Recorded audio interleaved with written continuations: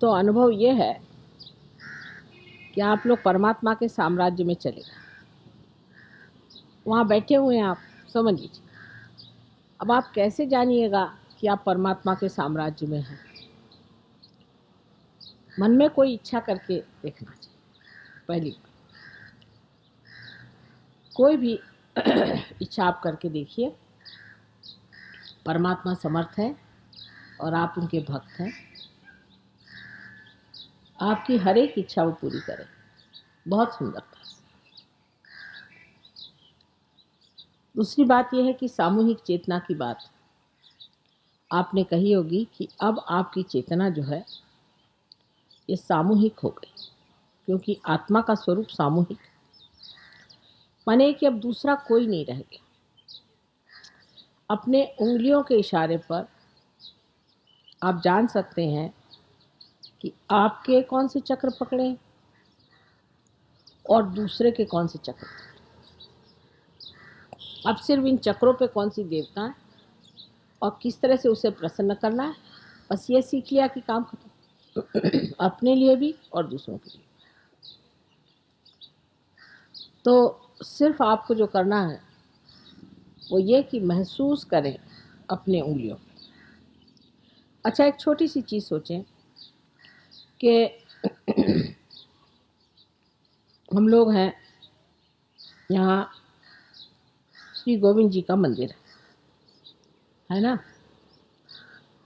ये पूछिए कि माँ श्री गोविंद जी जो यहाँ पर विराजते हैं ये स्वयंभू हैं कि नहीं? ऐसे हाथ करके पूछिए।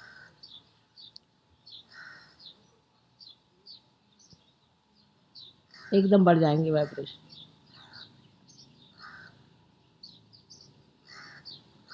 तरह तरह की सुगंध आती है, तरह तरह की।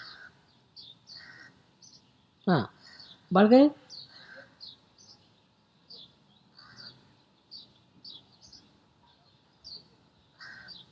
अरे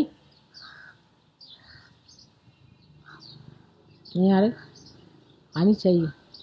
जरा सी प्रगल्भता चाहिए जी। जिसको सेंसिटिव होते हैं। हाँ,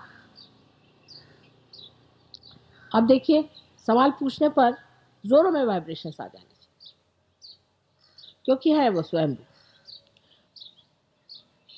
अब जो स्वयंभू होते हैं ये क्या चीज़ है? ये पृथ्वी तत्व ने विशेष रूप से बना करके, क्योंकि पृथ्वी तत्व में भी इंटेलिजेंस है, शुद्ध बुद्धि है, और उस शुद्धि बुद्धि से उन्होंने ये सब इस तरह के आकार प्रकार बनाए हैं जो इस संसार में अकस्मात निकल आते हैं। और जब आने के बाद उनमें से जो चैतन्य बहना शुरू होता है उससे सारी सृष्टि को वो पवित्र रखती है। जैसे फूलों से वो सुरभित रखती हैं जिससे सुगंधित रहता है, उसी प्रकार हर युग में ये पृथ्वी तत्व में से ये विशेष आकार प्रकार जो है निकल आते हैं।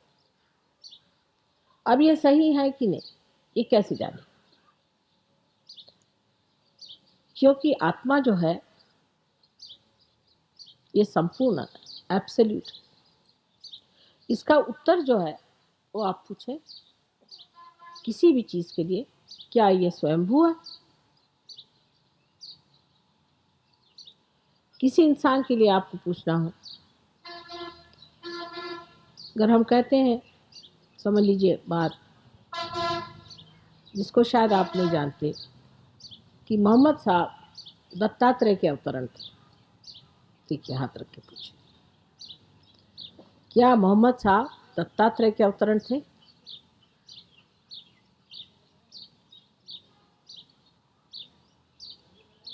चल पड़ा, बढ़ गया।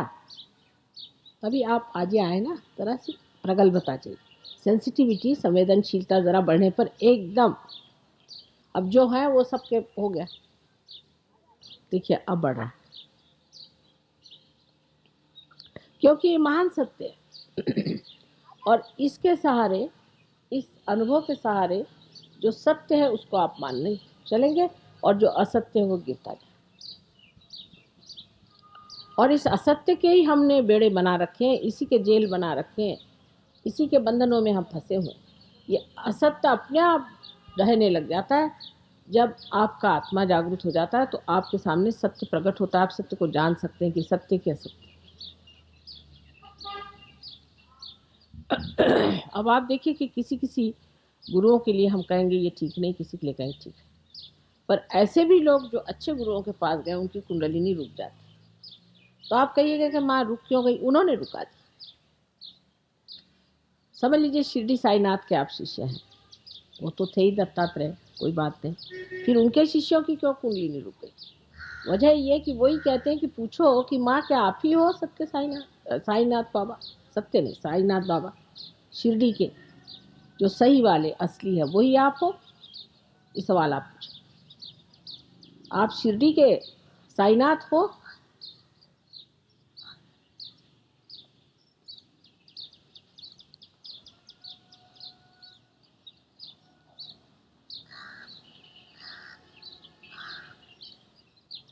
आ रही? बढ़ जाती, बढ़ जाती, धीरे धीरे सेंसिटिविटी बढ़ती है। देखिए अभी तक तो हमारी सूक्ष्म नहीं रही, सूक्ष्मता बढ़ती जाती, जैसे जैसे सूक्ष्मता बढ़ती है एकदम आप जान जाइएगा कि यही सत्य है, इसके अलावा सब असत्य। फिर हमें कहने की ज़रूरत नहीं, फिर कोई इसमें वाद विवाद करने की बात नहीं, वो तो आप स्वयं ही साक्षात जान जाइए कौन सी बात है। अब हमारे एक शिष्य थे शुरू में, अंग्रेज लोग तो आप जानते हैं कि उनके खोपड़ी में घुसाना, जिनको गणपति का ग भी नहीं मालूम, बड़ी मुश्किल थी। बहरहाल किसी तरह से 7 आदमी जुट गए।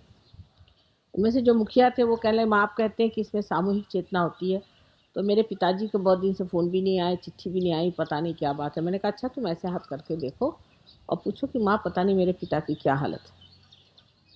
तो जैसे उन्होंने कहा उनकी उंगली जलने लगी, खासकर यहाँ पर। ये अपने पिता के सब चक्र, ये पिता के ये माता के चक्र, ये उंगली यहाँ पर जलने लगी। तो मैंने कहा कि अंग्रेजी में कहा कि your father must be down with very bad bronchitis. मैंने कहा अच्छा माँ को तो फ़ोन करके पूछो। माँ को फ़ोन किया, उनके माँ ने एग्जैक्टली यही सेंटेंस कहा कि your father is down with very bad bronchitis. वो है चक्कर में। मैंने कहा अच्छा अब तुम्हारे फादर को बंधन देना सिखाते हैं। फादर को उन्होंने ऐसे ऐसे करके जब बंधन दिए, आधे घंटे बाद फादर का फ़ोन आया कि मिराकुलसली आई एम क्योर। तो अब आपका जो चित्त है ये सारे विश्व के चित्त से एकाकार है, और इसकी जो टेली कम्युनिकेशन है वो इतनी एफिशिएंट है, इतनी एफिशिएंट कि इसका अभी एक फिलहाल का उदाहरण बताता हूँ। एक पति थे और एक पत्नी। पत्नी में बहुत भूत बाधा थी, तो मैंने कहा कि इस पत्नी को थोड़े दिन के लिए तुम ज़रा बाहर करा दो, कहीं आश्रम चली जाए, ठीक ठाक होकर चले आएगी। इन्होंने सुना नहीं और उस बच्चे को लेके वो गिर पड़ी। बच्चे की खोपड़ी इतनी ज़ोर से उसको चोट लगी कि उसका जो ब्रेन था वही करीबन निकला। फिर उन सीसा दिया, पर उसका जो सेरेब्रोस्पाइनल फ्लूइड था उसमें ब्लड चला गया। और 2 दिन मुझे भी ऐसा लगा कि पूरा सेरेब्रोस्पाइनल फ्लूइड ऊपर नीचे ऊपर नीचे का, पता नहीं किसका यह हाल हो रहा है, क्योंकि अब आपको तो अपने शरीर में जगह दे दी हमने, चाहे जैसे भी। 2 दिन बाद उनका फ़ोन आया कि माँ से खबर कर दो कि लड़का बड़ा बेहोश पड़ा है, उसकी हालत ऐसी। एकदम खत्म हो गई हमारी। उसी क्षण वहाँ लड़का भी ठीक। आपने कुछ नहीं किया,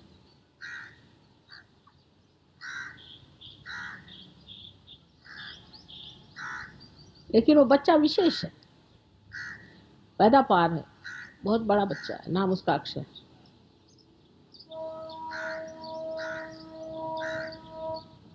तो आपको तो हमने अपने अंग में, मैंने कहा ना तादात्म्य में डाल दिया, और क्या चाहिए? आप तो तादात्म्य में।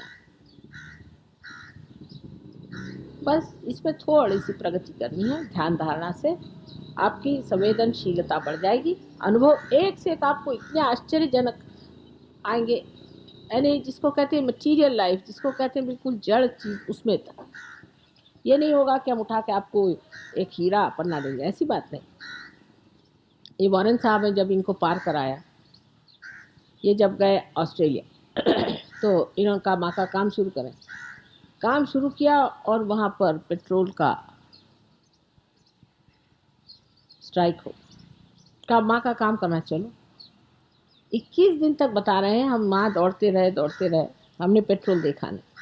21 दिन बाद जब पेट्रोल का वो खत्म हुआ और ये ले गए पंप पर, तो वो आदमी कहता कि पूरा भरा पड़ा है, तुम बेवकूफ़ हो, इसमें कहाँ भरेंगे पेट्रोल। योगक्षेम वहम में हम जो जो श्री कृष्ण ने कहा है सब हम सिद्ध कर देंगे। श्री कृष्ण को ही सिद्ध करना आज काम। हाँ, लेकिन पैसे से नहीं क्षेम होता बेटे।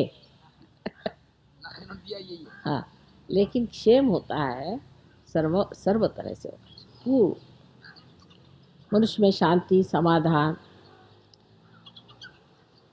और सामूहिक चेतना की जागृति, आत्मा का आनंद, सब चीज मिलनी चाहिए, तभी क्षेम, उसे क्षेम कहते हैं। नहीं तो पैसे से तो कुछ भी नहीं क्षेम होता।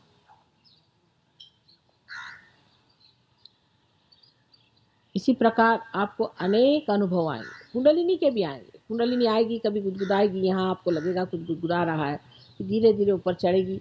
दूसरों के कुंडलिनी के बड़े मज़ेदार अनुभव आते हैं। और सहयोग एक बड़ा भारी, एक बड़ा कहना चाहिए जोकर। लेकिन अपने में से निकल कर अब आप दूसरों को देना शुरू करें। जब तक आपका दिया जला नहीं था तब तक सब मेहनत की, दिया जला दिया। अब दिए का काम है कि वो दूसरों को रोशनी। जैसे ही आप रोशनी देना शुरू हो जाएंगे वैसे ही आपकी प्रगति हो जाए। पर जो अपने ही दायरे में रहते हैं उससे देवी अप्रसन्न हो जाती। अब ऐसे भी लोग हैं जिनकी बड़ी मदद हुई, बहुत उनको हमने हर तरह से उनको मदद हुई, उनको ऊंचे पद मिल गए, पैसा मिल गया, सब कुछ हो गया, तो भी उनका रोना ही नहीं खत्म होता। फिर देवी नाराज हो जाती, जाओ जो करना है।